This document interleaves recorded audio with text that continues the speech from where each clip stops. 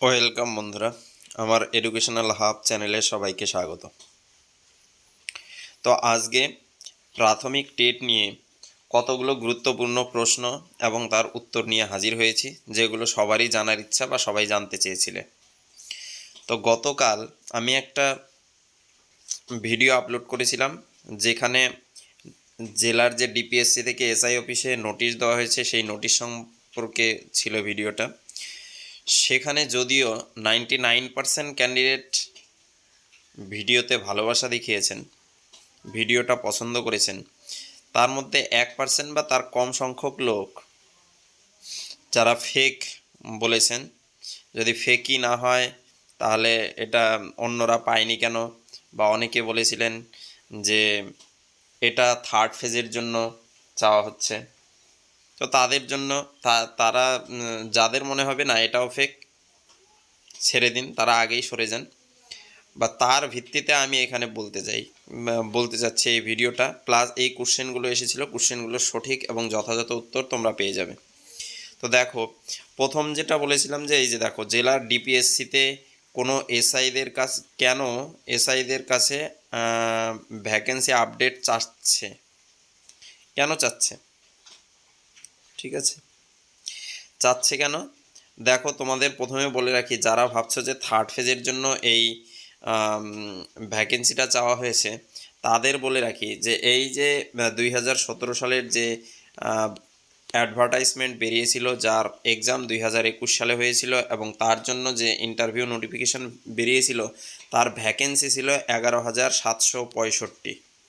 বুঝে নাও ব্যাপারটা, 11,765। সেখান থেকে ফার্স্ট ফেজে তাদের রিক্রুট হয়েছে 9,533 জনের, 9,533 জন। সেকেন্ড ফেজে কিছু জনের রিক্রুটমেন্ট হয়েছে, থার্ড ফেজে রিক্রুট হচ্ছে 400 জনের। অর্থাৎ আমার এখানে কথা হচ্ছে, এই যে রিক্রুটগুলো হচ্ছে, এগুলো কিসের ভিত্তিতে হচ্ছে? যে ভ্যাকেন্সিটা অলরেডি দেওয়া আছে 11,765, যেটা ভ্যাকেন্সি দেখিয়ে ইন্টারভিউয়ের নোটিফিকেশন দেওয়া হয়েছিল, সেখান থেকে নেওয়া হয়েছে। তো সুতরাং সেই ভ্যাকেন্সির জন্য, সেটার জন্য আবার নতুন করে ভ্যাকেন্সি চাওয়া হচ্ছে, এটা কোনো তথ্য নয়।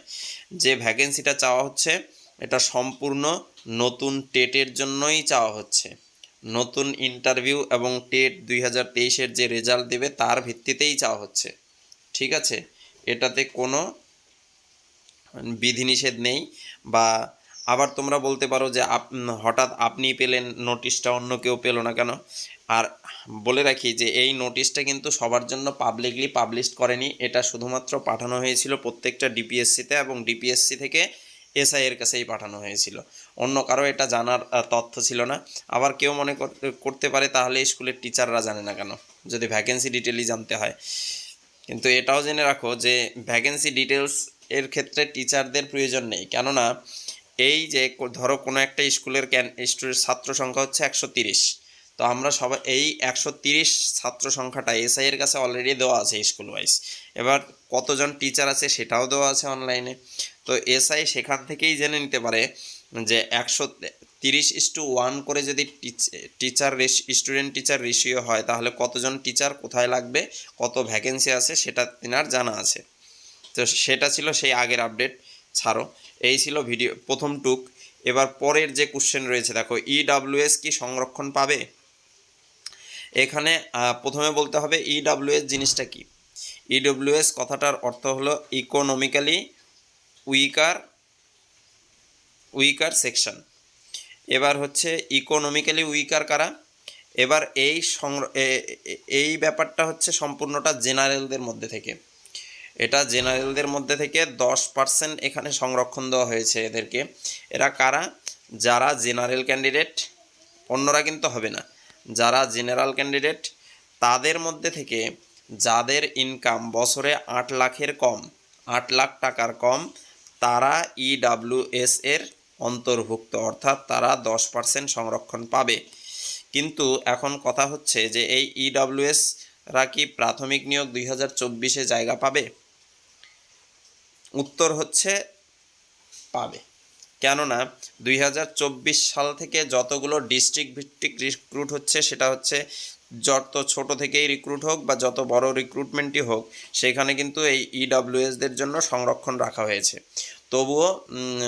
তবুও নোটিফিকেশনের দিকে তাকাতে হবে, নোটিফিকেশানে কি আসে অ্যাডভার্টাইজমেন্টে ইন্টারভিউয়ের, সেটার দিকে একটু তাকাতেই হবে। তো বোঝা গেল। পরের বিষয়টা হচ্ছে, আগে আমি জেনারেল ছিলাম, অর্থাৎ হয়তো তুমি জেনারেল হিসেবে এক্সাম দিয়েছো বা এক্সামে কোয়ালিফাইও করে গেছো টেটে, তাহলে কি ইন্টারভিউয়ের ক্ষেত্রে ইডাব্লিউএস বা SC ST OBC pH certificate show করে সেই রিজার্ভ ক্যাটাগরিতে ঢুকতে পারবে? তো সোজা উত্তর হচ্ছে হ্যাঁ, পারবে। ঠিক আছে, যদি কেউ এসসি বা এসটি হয়ে থাকো, আগে জেনারেল হিসেবে অ্যাপ্লাই করেছিলে, তখন সার্টিফিকেট ছিল না, এক্সাম কোয়ালিফাই করে গেছো, পরে ইন্টারভিউ যখন নতুন নোটিফিকেশান আসবে সেখানে তুমি শো করতে পারবে। ঠিক আছে, পরের কোশ্চেন হচ্ছে, ওবিসি মামলা না মিটলে কি 2023 রেজাল্ট এবং 2022 ইন্টারভিউ নেওয়া সম্ভব? তো দুটোর ক্ষেত্রে উত্তর হবে হ্যাঁ, সম্ভব। ঠিক আছে, এবার ওবিসি মামলার উপর যদি ঝুলে থাকে ব্যাপারটা, আগে বলে রাখি যে ওবিসি মামলাটা খুব সহজে মিটবে না, এটা অনেক সময় সাপেক্ষ ব্যাপার। কেননা দেখবে যে হিয়ারিংয়ের পর হিয়ারিং, ডেটের পর ডেট চেঞ্জ হয়ে যাচ্ছে, অনেক সময় এক মাস, দেড় দুই মাস করে পিছিয়ে যাচ্ছে। সুতরাং এটার উপরে সম্পূর্ণটা নির্ভর করবে না। এবার তাহলে তোমাদের প্রশ্ন আসতে পারে, তাহলে যে ওবিসি ক্যান্ডিডেট ওবিসি ছিল কিন্তু সে 82 পেয়েছে, তাহলে সে তো কোয়ালিফাই নাকি নট কোয়ালিফাই হবে? হ্যাঁ, সেটা একটা ব্যাপার রয়েছে, কিন্তু এখানে মনে রাখো যে 2010 সালের আগে যে সকল ক্যাটেগরি কাস্টগুলো ওবিসির অন্তর্ভুক্ত ছিল, সবগুলি অন্তর্ভুক্ত আছেই। অর্থাৎ তোমাকে আগে লিস্টটা দেখতে হবে, তাহলে 2010 সালের আগে কতগুলো কাস্ট ওবিসির অন্তর্ভুক্ত ছিল। যেমন হচ্ছে 66টি কাস্ট ছিল। এবার ওই 66টি কাস্টের মধ্যে তুমি আসো কি না, তুমি সেটা দেখে জানতে হবে। তোমাদের ওবিসির যে ওয়েবসাইট রয়েছে সেখানে গেলে জানতে পারবে, অথবা তোমরা যদি চাও যে সেটার জন্য আলাদা ভিডিও করে কারা কারা ওবিসি কাস্টের রয়েছে, কারা কারা নেই, সেটা যদি তোমরা জানতে চাও, তাহলে তার জন্য আলাদা ভিডিও করে দেবো, কমেন্ট বক্সে কমেন্ট করে দিও সেজন্য। তো দেখো, এবার ওবিসি আবার সাংবাদিকরা কি প্রকাশ করেছিল, এখানে সাংবাদিকরা প্রকাশ করেছিল যে 2010 সালের পরে যারা যারা ওবিসি সার্টিফিকেট বানিয়েছে সবগুলোই ক্যান্সেল হচ্ছে। এটা কিন্তু কথা না, এটা ভুল কথা পুরোটাই। কেননা যে ওই 66টি কাস্ট 2010-এর আগেই অন্তর্ভুক্ত ছিল, তাদের ওবিসি সার্টিফিকেট কিন্তু এখনও হচ্ছে। তারা যদি সেই কাস্টের হয়, তাদের সার্টিফিকেট এখনও হচ্ছে। 2010-এ যদি তারা বানিয়ে থাকে, তাদেরটা এখনও ভ্যালিড। কিন্তু বাকি যেগুলো ছিল সেগুলো হচ্ছে বিচারাধীন রয়েছে, ক্যান্সেল বলা যাবে না, কিন্তু বিচারাধীন রয়েছে। কিন্তু যতটা সম্ভব এই বিচার মিটে গেলে দেখবে তারা অন্তর্ভুক্ত থেকেই যাবে। ঠিক আছে, কেননা অন্যান্য যে রিক্রুটগুলো হচ্ছে সেখানে কিন্তু ওবিসি এই মামলা তো ঝুলছে, তাদের জন্য সেম কেস, সবার জন্য একই কেস, তাদেরটা হয়ে যাচ্ছে, এটা হবে না? তা তো হয় না, হবে। তারপর দেখো, কাট অফ মার্ক আর ভ্যাকেন্সি কত থাকতে পারে। এই ভিডিওটা আমি এখন করব না, কয়েকদিন সময় নেব। কেননা যেটা ভ্যাকেন্সি বা আপডেট পেয়েছি, আপডেট হচ্ছে, যেগুলো ভ্যাকেন্সি জমা পড়বে ডিপিএসসিতে, সেটা চেষ্টা করব সেটা প্রত্যেকটা ডিস্ট্রিক্ট থেকে সংগ্রহ করলে কতগুলো ভ্যাকেন্সি আছে।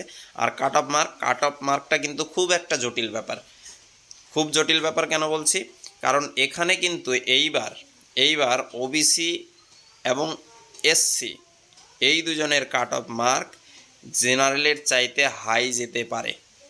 কথাটা শুনে অনেকের মনে হতে পারবে এটা কি পাগলের মতো কথা বলছে, কিন্তু কথাটা সত্য। কেন সত্য সেটা পরের ভিডিওতে, অথবা 3 তারিখের বা 5 তারিখের ওইদিকে, 3 থেকে 5 তারিখের মধ্যে ভিডিও আকারে তোমাদের তথ্য প্রমাণ সহ দেখিয়ে দেবো। তো এই ছিল ভিডিওটা ভালো লাগলে বন্ধুদের সাথে শেয়ার করে দিও, লাইক করে দিও।